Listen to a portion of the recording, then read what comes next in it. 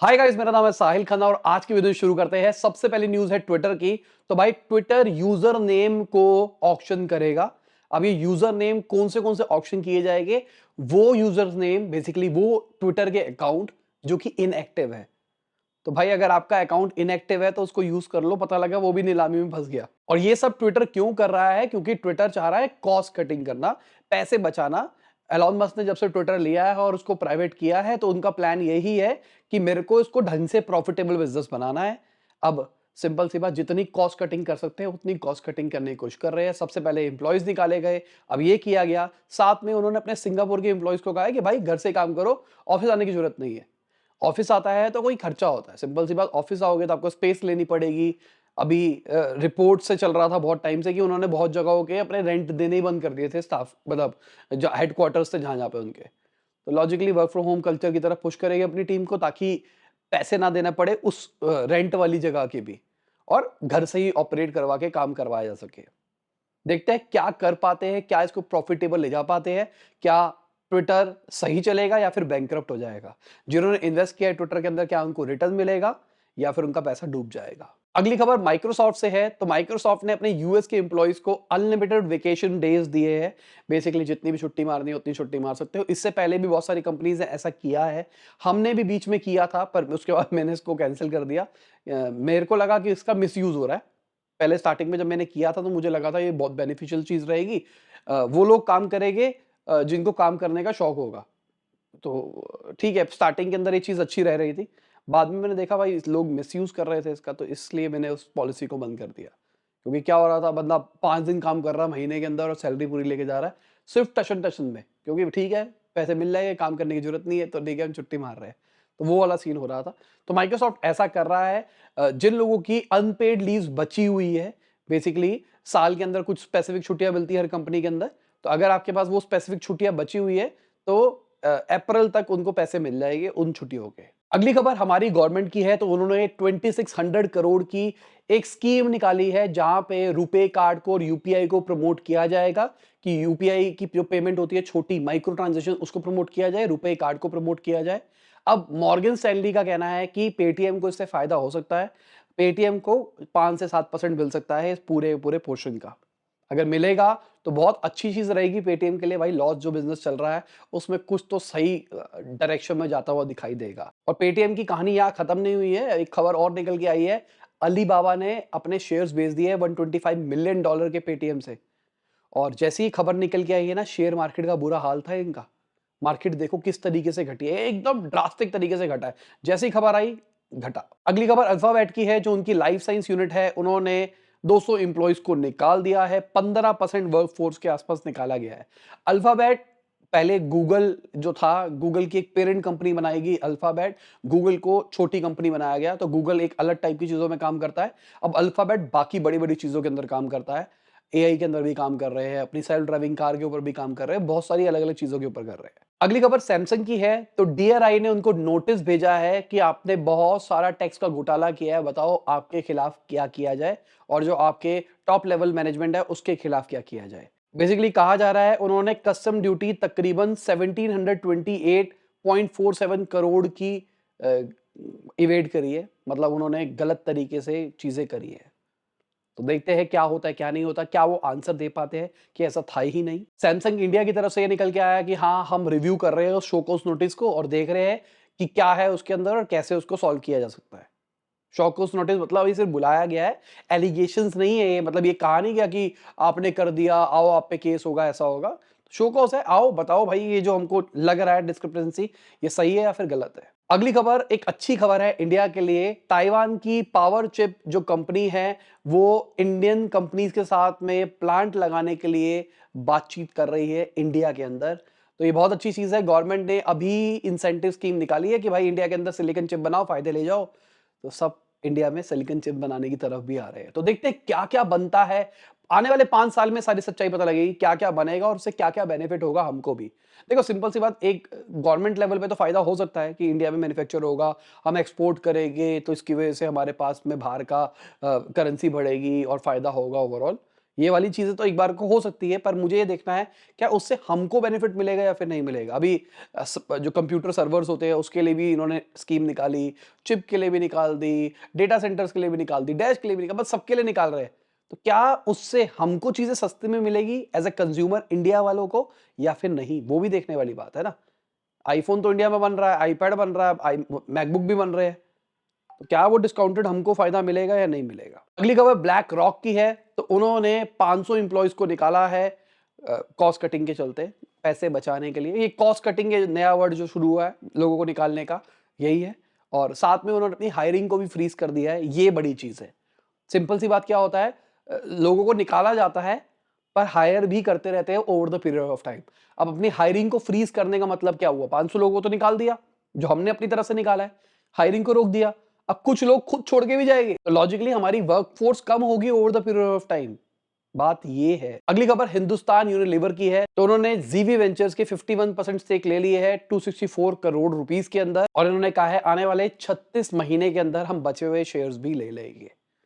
Agreed पहले से ही कर दिया है किस रेट पे किया जाएगा। अगली खबर यूएस से है, तो यूएस के जो लॉ मेकर है वो इंडिया को फोर्स कर रहे हैं कि भाई आप जो एप्पल इंपोर्ट करते हो उसके ऊपर जो टैक्स टैरिफ लगा रखा है उसको हटाओ, ये जो हैवी टैरिफ लगा रखा है। सिंपल सी बात यार, हमारे यहाँ पे कश्मीरी सेब होता है तो इंडिया एक तरह से ड्यूटी लगाना चाहती है ताकि लोग इंडिया का ही कंज्यूम करे, बाहर से लाने की जरूरत ही ना पड़े। तो ये तो गवर्नमेंट की एक स्ट्रेटेजी है ना देखा जाए तो। पर यूएस बहुत ज्यादा फोर्स करता है हर चीज के ऊपर। और अगर मैं इंडिया के गोल्ड इंपोर्ट्स की बात करके चलूं तो वो दिसंबर के अंदर 79% घटे हैं प्राइस हाइक की वजह से। अगर मैं पिछले साल से कंपेयर करके चलूं तो उस टाइम पे 95 टन को इंपोर्ट किया गया था, इस टाइम पे 20 टन ही गोल्ड को इंपोर्ट किया गया है। बहुत बड़ा फर्क पड़ा है। अगली खबर अडानी ग्रुप की है, तो भाई Adani group 60,000 crore rupees invest कर सकता है एमपी के अंदर, अलग अलग वर्टिकल्स के अंदर, mineral exploration, energy, agriculture, renewable energy और कोल सेक्टर के अंदर भी। बढ़िया चीज। अगली खबर अमेजॉन की है, तो उनको पुणे के लेबर कमिश्नर ने बुलाया है ले ऑफ के रिगार्डिंग। बेसिकली अभी खबरें निकली है कि अमेजॉन ने बहुत सारे लोगों को निकाला है ग्लोबली, इंडिया के अंदर भी निकाला गया है, और साथ में एक बीच में हवा क्रिएट हुई थी अगर आपको याद हो, जहां पे कहा गया था हमने निकाला नहीं है, लोगों ने वॉलंटरी लीव किया है। तो वो क्या स्ट्रैटेजी थी उसके बारे में भी डिस्कशन होगी शायद। अगली खबर बहुत बड़ी खबर है मेरे हिसाब से। एनपीसीआई ने बोला है कि नॉन रेजिडेंट, जो कि 10 कंट्रीज की यहां पे बात करी जा रही है, US, UK, Canada, UAE, digitally transfer कर सकते हैं यूपीआई प्लेटफॉर्म्स के थ्रू नॉन रेजिडेंट्स को उनके एक्सटर्नल अकाउंट के अंदर। मतलब यूपीआई इंटरनेशनल जा रहा है, ये कंफर्म कर दिया है, एनपीसीआई की तरफ से आया है। ये बहुत बड़ी खबर है, बहुत बड़ी सक्सेस है हमारे देश के लिए। अगली खबर आरआरआर मूवी की है, तो उन्होंने गोल्डन ग्लोब अवार्ड जीते हैं, तो उनके लिए कांग्रेचुलेशंस। मैं तो कह ही रहा हूं, बाकी महिंद्रा जी ने भी इसके रिगार्डिंग बोला है, और मतलब मेरे हिसाब से बिजनेस न्यूज नहीं है पर फिर भी एक अच्छी खुशी की चीज है। हमारा देश एक चीज में आगे बढ़ा। गाना बहुत बढ़िया है वैसे, नाटो नाटो। मेरी बेटी और मैं नाचते हैं इसके ऊपर ना बहुत ज्यादा। बाकी मैं डांस नहीं करता हूँ, ऐसे फन वाला डांस करता हूँ, बेटी के साथ ऐसे करता रहता हूँ। अगली खबर, बैंकरप्ट एफटीएक्स जो है उनसे $5 बिलियन रिकवर कर दिए गए हैं उनकी लिक्विड एसेट्स के थ्रू। अभी भी लोगों का बहुत ज्यादा पैसा गायब है। बहुत बड़ी बात है यार, पता ही नहीं है कितना पैसा गायब है, कहां गायब है। क्रिप्टो का सबसे बड़ा नुकसान तो यही निकल के आ रहा है ना। तो क्रिप्टो का जो सेकंड लार्जेस्ट एक्सचेंज था एफटीएक्स, उसने रिसेंटली बैंक्रप्सी के लिए फाइल किया था और उसमें से बहुत सारा पैसा गायब हो गया था। तो अभी $5 बिलियन तो रिकवर हुआ है, बाकी का क्या। अगली खबर एप्पल की है, तो कल हमने बात करी थी जो प्ले स्टोर और ऐप स्टोर के ऊपर टैक्स लगता है। कई लोगों ने बताया था भाई कमेंट के अंदर आपको कुछ नहीं पता, ये फलाना गाना। तो एप्पल ने आज बताया है कि $320 बिलियन उन्होंने डेवलपर्स को दिए हैं अप्रैल 2008 से अगर देखा जाए तो, मतलब सिंस ओरिजिन अभी तक इतना पैसा उन्होंने दे दिया है। तो 30% कमीशन एप्पल लेता है इससे, तो 30% कमीशन क्लोज टू आप कह सकते हो $100 बिलियन एप्पल ने सिर्फ यहीं से कमाया है। बहुत बड़ी चीज है। अगली खबर कॉइन डीसीएक्स की है, तो उन्होंने कहा है मार्केट में जो अफवाहें फैल रही है कि हमने 80-100 बंदे निकाले हैं, हमने नहीं निकाले हैं रिस्ट्रक्चरिंग के चलते हुए।